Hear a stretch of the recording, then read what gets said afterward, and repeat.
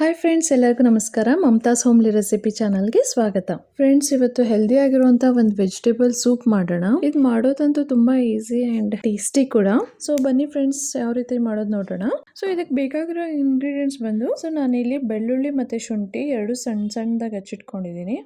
ಮತ್ತು ತರಕಾರಿ ಬಂದುಬಿಟ್ಟು ಕ್ಯಾರೆಟ್, ಬೀನ್ಸ್ ಎರಡೂ ಸಣ್ಣದಾಗಿ ಹಚ್ಚಿಟ್ಕೊಂಡಿದ್ದೀನಿ. ಆಮೇಲೆ ಸ್ವಲ್ಪ ಸ್ವೀಟ್ ಕಾರ್ನ್ ಮತ್ತು ಫ್ರೆಶ್ ಪೀಸ್ ತೊಗೊಂಡಿದ್ದೀನಿ.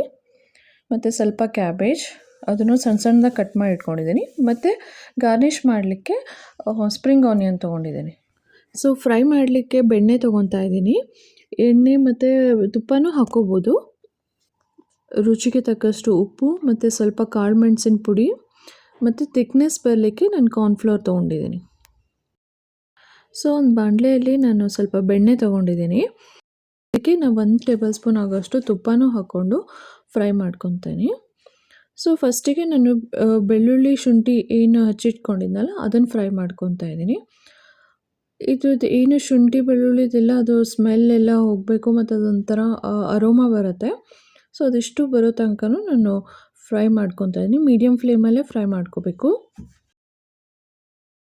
ಸೊ ಇದಾದಮೇಲೆ ತರಕಾರಿ ಹಾಕೋಣ. ಫಸ್ಟಿಗೆ ಕ್ಯಾರೆಟು ಬೀನ್ಸು ಹಾಕ್ಕೊತಾ ಇದ್ದೀನಿ.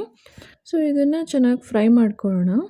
ಇದರಲ್ಲೇ ಸ್ವಲ್ಪ ಚೆನ್ನಾಗಿ ಬೆಂದುಬಿಟ್ರೆ ಆಮೇಲೆ ನೀರಲ್ಲಿ ಜಾಸ್ತಿ ಕುದಿಸ್ಬೇಕಂತ ಇರೋದಿಲ್ಲ. ಸೊ ಇವಾಗ ನೆಕ್ಸ್ಟು ಕ್ಯಾಬೇಜ್ ಹಾಕ್ಕೊತಾ ಇದ್ದೀನಿ.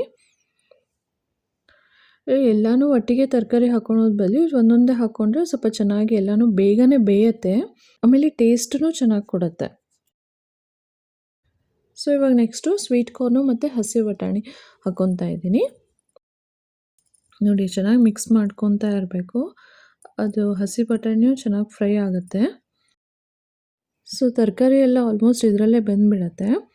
ಸೊ ಇವಾಗ ಸ್ವಲ್ಪ ನಾನು ರುಚಿಗೆ ಎಷ್ಟು ಬೇಕು ಅಷ್ಟು ಸಾಲ್ಟ್ ಹಾಕ್ಕೊಂಡಿದ್ದೀನಿ. ಇದಕ್ಕೆ 1 ಟೇಬಲ್ ಸ್ಪೂನ್ ಆಗೋಷ್ಟು ನಾನು ಕಾಳು ಮೆಣಸಿನ ಪುಡಿ ಹಾಕ್ಕೊತಾ ಇದ್ದೀನಿ. ಸೊ ಕಾಳು ಮೆಣಸಿನ ಪುಡಿ ಹಾಕ್ಕೊಂಡ್ಮೇಲೆ ಒಂದು ಸತಿ ಹಿಂಗೆ ಕೈ ಆಡಿದರೆ ಸಾಕು. ಇದಕ್ಕೆ ನಾನು 2 ಗ್ಲಾಸ್ ಆಗೋಷ್ಟು ನೀರು ಹಾಕ್ಕೊಂಡು ಒಂದು ಕುದಿ ಬರೋ ತನಕ ಕುದಿಸ್ತೀನಿ. ಇದು ಚೆನ್ನಾಗಿ ಮಿಕ್ಸ್ ಮಾಡ್ಕೊಬೇಕು. ಇದಕ್ಕೆ ಥಿಕ್ನೆಸ್ ಬರಲಿ ಅಂತ ಒಂದು 2 ಸ್ಪೂನ್ ಆಗೋಷ್ಟು ಕಾರ್ನ್ಫ್ಲೋರ್ನ ಸ್ವಲ್ಪ ನೀರು ಹಾಕ್ಕೊಂಡು ಸ್ಲರಿ ಮಾಡಿಕೊಂಡು ಇದಕ್ಕೆ ಹಾಕ್ಕೊತಾ ಇದ್ದೀನಿ. ಸೊ ಇದನ್ನು ಒಂದು ಕುದಿ ಬಂದರೆ ಸಾಕು, ಅದೆಲ್ಲ ಟೆಕ್ಸ್ಚರ್ ಚೆನ್ನಾಗಿ ಬರುತ್ತೆ. ಸೊ ನೋಡಿ, ಇಷ್ಟು ಕುದ್ರೆ ಸಾಕಾಗುತ್ತೆ. ನೋಡಿ, ಇಷ್ಟು ಟೆಕ್ಸ್ಚರ್ ಬಂದಿದೆ, ಥಿಕ್ನೆಸ್ ಆಗಿದೆ ಆಲ್ಮೋಸ್ಟು. ಸೊ ಇವಾಗ ಆಫ್ ಮಾಡೋಣ. ಸೊ ಇವಾಗ ನಾನು ಸ್ಪ್ರಿಂಗ್ ಆನಿಯನ್ ಹಾಕ್ಕೊಂಡು ಗಾರ್ನಿಷ್ ಮಾಡ್ಕೊತಾ ಇದ್ದೀನಿ. ಸೊ ನೋಡಿದ್ರಲ್ಲ ಫ್ರೆಂಡ್ಸ್, ಎಷ್ಟು ಸಿಂಪಲಾಗಿ ಮಾಡ್ಕೋಬೋದು ಆ್ಯಂಡ್ ಇದೆಷ್ಟು ಬಿಸಿ ಇರಬೇಕಾದ್ರೆ ತಿನ್ನಬೇಕು.